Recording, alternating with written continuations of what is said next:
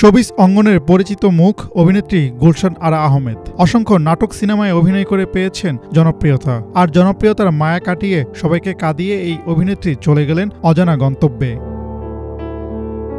15 April মঙ্গলবার সকাল 6টা 40 শেষ নিঃশ্বাস ত্যাগ করেন গুলশান আরা আহমেদ।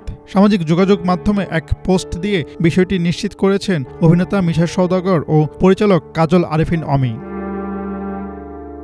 এছাড়া অভিনেত্রীর ফেসবুক অ্যাকাউন্ট থেকে এক পোস্টে মৃত্যুর খবরটি দেওয়া হয়। অভিনেত্রীর বয়স হয়েছিল 59 বছর। তিনি স্বামী, এক ছেলে ও এক মেয়ে রেখে গেছেন। অভিনেত্রীর মেয়ে জাকিয়া রেজওয়ানা জানান, 4 দিন ধরে ঢাকার একটি বেসরকারি হাসপাতালে তিনি চিকিৎসাধীন ছিলেন। সোমবার রাতে লাইফ সাপোর্টে নেওয়া হয় তাকে। সকালে ডাক্তার মৃত ঘোষণা করেন।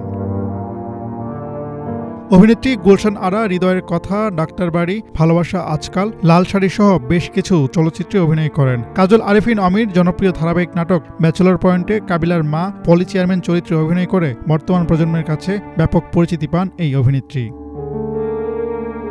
অভিনেত্রীর মৃত্যুতে শোকের ছায়া নেমে এসেছে দেশের নাটক ও সিনেমা ইন্ডাস্ট্রিতে। জানা যায়, ব্রাহ্মণবাড়িয়ায় বাদ আসর জানাজার শেষে মায়ের কবরের পাশে গুলশান আরা আহমেদকে দাফন করা হয়।